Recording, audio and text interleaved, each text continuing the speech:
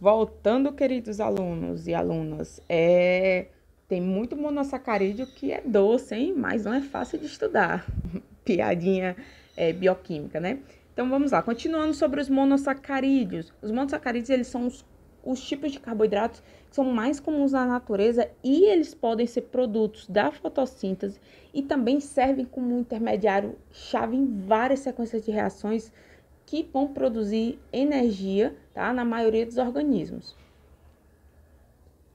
Algo que eu esqueci de falar no último vídeo é que, se você precisar por algum problema de nomenclatura, enumerar os carbonos, tá? Você começa a enumerar a partir daqui, ó, do carbono que está mais próximo do grupamento, tá? Então, é carbono 1, 2, 3, 4, 5 e 6, ok? Só um detalhezinho.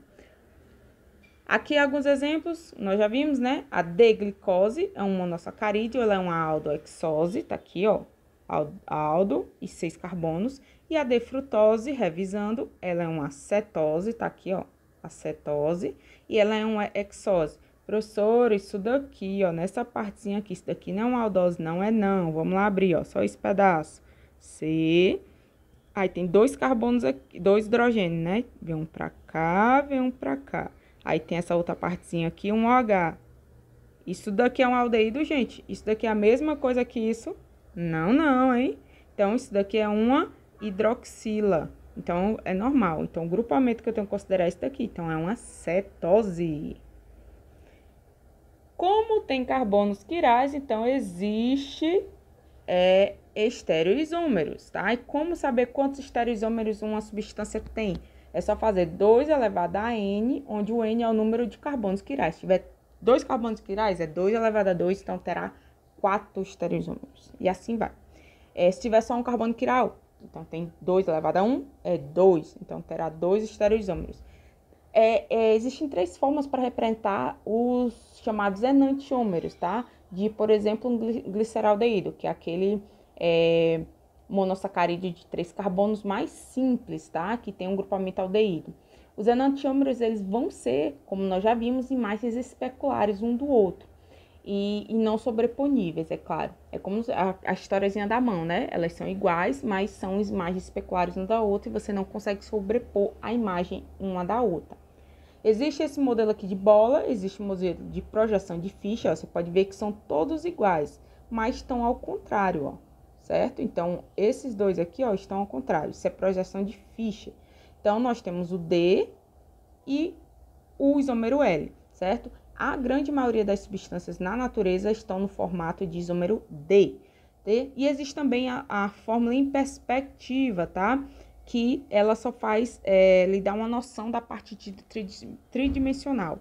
Essas cunhas aqui que estão sólidas, significa que se você estiver só olhando a molécula de cima, tanto esse daqui como esse estariam saindo do papel, saindo aqui da tela e olhando para você, enquanto esses tracejados estariam para dentro da sua tela ou do papel, depende do que você está estudando. E lá vai um monte de fórmula para você aí ir treinando. Nós temos aqui, eu coloquei imagem de todas as aldoses e cetoses nesses slides, nos 2 próximos, tá? Com os nomes, certo? E assinalado aqui os carbonos quirais. Esses que estão em rosa são os carbonos quirais. Todos aqui estão na versão do isômero mais comum, que é o isômero D. Aí nós temos aqui, ó, o mais simples, o gliceraldeído. Nós temos a ribose, tá? Nós temos a arabinose, xilose e assim vai. Nós temos também aqui, ó, as de 6 carbonos, que são as mais complexas. A glucose ou glicose, tá? Galactose, já vão aprendendo. Glicose, galactose são aldoses, são monossacarídeos, certo? E aqui as cetoses de 3 a 6 carbonos, as mais conhecidas. Nós temos a mais simples, a de hidroxicetona. Nós temos as mais conhecidas como a frutose, tá? A ribulose são as mais conhecidas. Então, tá aqui, ó, 3 carbonos quirais na frutose, uma um grupo cetona, por isso o nome cetose, ok? Um fato interessante da nomenclatura é que, ó, as cetoses de 5 carbonos, ela vai ter esse UL aqui, ó, a mais, no nome que é dado lá na aldose dela, a aldose de 5 carbonos. Lá é derribose, aqui fica ribulose, certo? Uma técnica aí para você tentar decorar, né, os nomes. E só voltando aqui um ponto, ó, observem que esses aldoses de 6 carbonos, elas são bem parecidas, mas não são iguais. Por exemplo, vamos comparar aqui, ó, a glicose com a manose, certo? Nós temos aqui, ó, o mesmo grupo aldeído, nós temos aqui, ó, carbono, carbono, mas, ó, a hidroxila tá pro lado diferente, um tá pra direita, outro tá pra esquerda. Aqui tá ok, tá igualzinho. Esses dois aqui, ó, também. Então, a diferença básica na estrutura vai ser exatamente aqui, ó. Que elas têm no carbono 2, uma tem um grupo hidroxila para um lado e para o outro. E você, só por causa disso, tem dois tipos diferentes de monossacarídeos, que vão ter funções diferentes, que vão se ligar de formas diferentes, certo? Já a glicose em relação à galactose, aqui embaixo, ó, nós temos que a diferença vai ser no carbono, na hidroxila do carbono 3 apenas, né? Então, ó, só uma também traz uma grande diferença. São monossacarídeos diferentes. Aí, dessa história, a gente vem para um negócio chamado monossacarídeos epímeros. O que são epímeros? Dois açúcares, eles podem se diferenciar apenas pela configuração de um carbono. E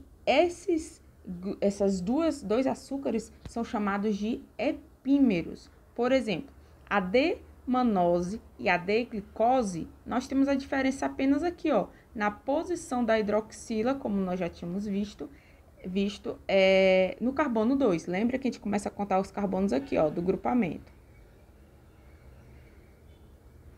E a D-galactose com a D-glicose também é um par de epímeros, tá? Eles diferem aqui no carbono 4. Mas a manose e a galactose não tem nada a ver, não são epímeros. Não são epímeros, ok? Perguntinhas, né? Todos os açúcares naturais são D? Não, existem algumas exceções, como por exemplo, a L-arabinose, que nós temos a fórmula aqui na imagem da direita superior do seu vídeo.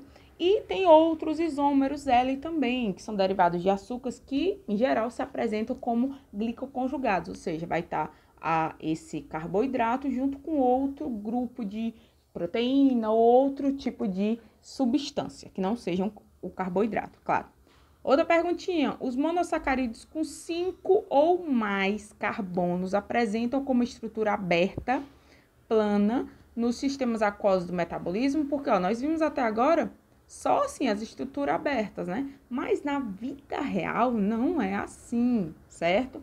Quando está nos sistemas, no metabolismo, como estão em soluções aquosas, na presença de água, as aldoses e os monossacarídeos com 5 ou mais carbonos, eles vão estar na chamada forma cíclica. A gente estuda aqui para poder facilitar a compreensão, né? Mas, na verdade, eles vão estar num equilíbrio, mas muito mais na forma cíclica do que na forma aberta, certo? E a formação dessas estruturas em anel é resultado de várias reações, que, em geral, são entre álcoois, ou seja, aquela hidroxila, pode ser até o OH, né? Que o OH, ele é a nossa hidroxila, ela é o grupo funcional correspondente ao que nós chamamos genericamente de álcoois, tá? Então, de uma reação de um álcool, de uma hidroxila, de alguma substância ou de outro monossacarídeo com essa aldose, com o aldeído ou com a parte cetona de um monossacarídeo, você vai conseguir formar os chamados M-acetais. Vamos lá. Aqui a gente tem um aldeído, né? Grupamento aldeído. Se esse grupamento aldeído encontrou ou um álcool, um etanol, ou qualquer outro álcool, certo? Que é o grupamento H, ou o grupamento H de outro monossacarídeo, certo? Então, vai acontecer o quê? Essa dupla ligação vai se quebrar, esse hidrogênio vai se ligar a esse oxigênio. E esse OH vai fazer uma outra ligação. Para completar as 4 ligações que o carbono faz, né? 1, 2, essa daqui que era dupla virou simples, e aqui ele vai fazer com o resto que sobrou dessa molécula quando tirou o oxigênio. Então, nós temos isso daqui, é o chamado grupo M-acetal. Quando esse M-acetal reage novamente com outra molécula de álcool, vai acontecer basicamente o mesmo processo. Desculpa, reformulando. Quando essa reação ocorre quando você tem uma cetona, que ela se reage com um grupamento de uma substância álcool, aí nós teremos o chamado M-cetal e não M-acetal, certo? M-acetal você lembra de aldeído, certo? E M-cetal é da cetona com o álcool. Isso é importante porque lá no final, quando a gente vai falando, isso aqui é um M-acetal, não sei o que, você tem noção. E se essas estruturas passam por uma segunda reação, nós temos um M-acetal vira acetal e um M-cetal vira cetal. Mas afinal, vamos voltar lá para a história do cíclico, né? O que é que acontece? Nós temos aqui a D-glicose, né? Nós temos essa D-glicose, o que é que vai acontecer? O carbono 1, quando tiver em solução aquosa, ele vai se ligar. Lembra que ele forma cíclica lá? Na verdade, ele vai ligar uma aldose ou uma cetose a um álcool. Olha aqui um álcool, ó. Ok? Pode ser, eu não falei que pode ser dela mesma ou de outra substância. Então, o que é que acontece? Eles vão se ligar, vão formar uma ligação e vão tornar a molécula agora cíclica. E essa molécula cíclica pode ser de 2 tipos, a alfa ou a beta, é o mesmo nome, ó.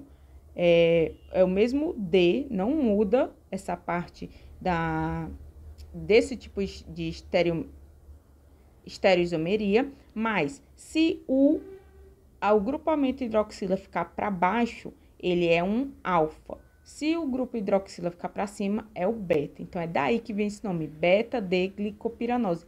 E o que é piranose, professora? Vamos aqui, ó, dando um zoom nessa parte bem aqui no canto. Vamos lá decifrar.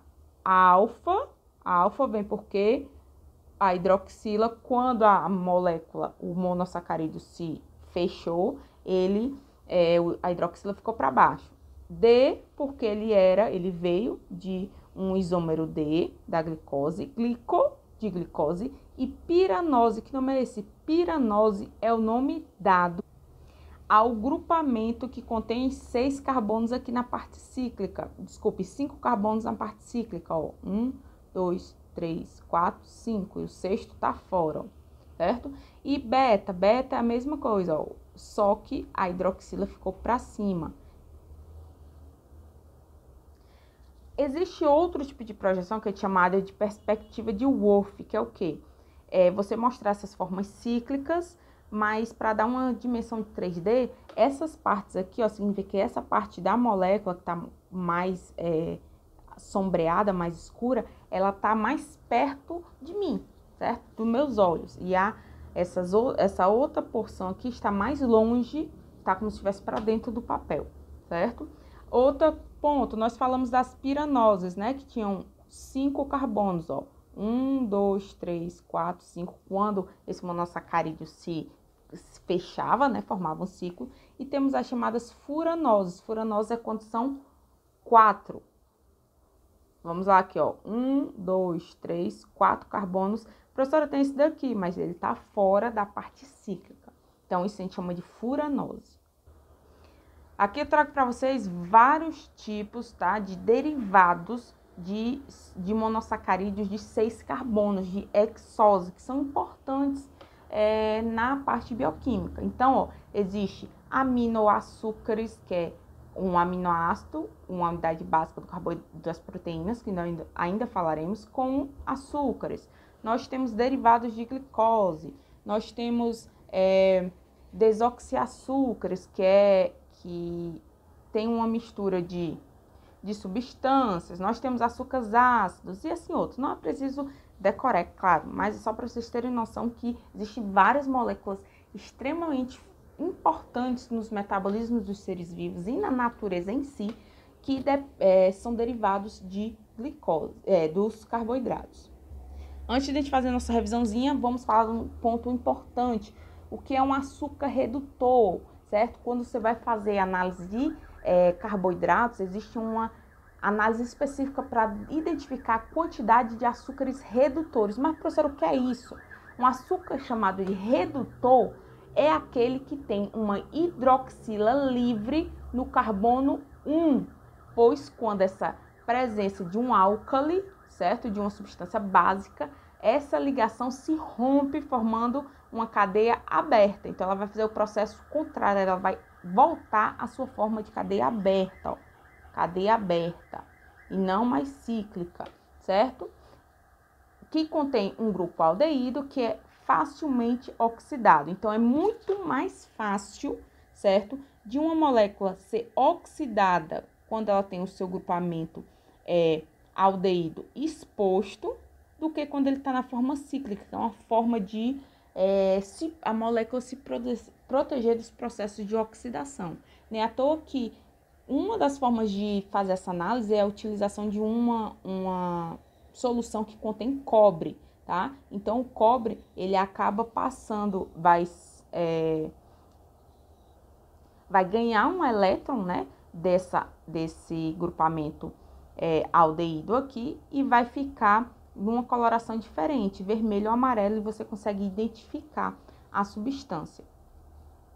Monossacarídeos, todos os monossacarídeos, todos são açúcares redutores, e alguns disacarídeos, que são quando esses monossacarídeos se juntam de 2 em 2, que é tema da próxima aula.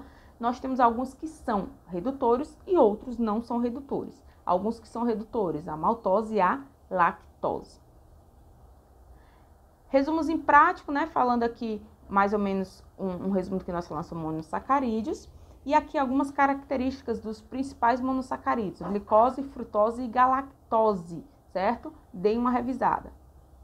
As palavras, termos importantes da aula, referências e tchau, tchau!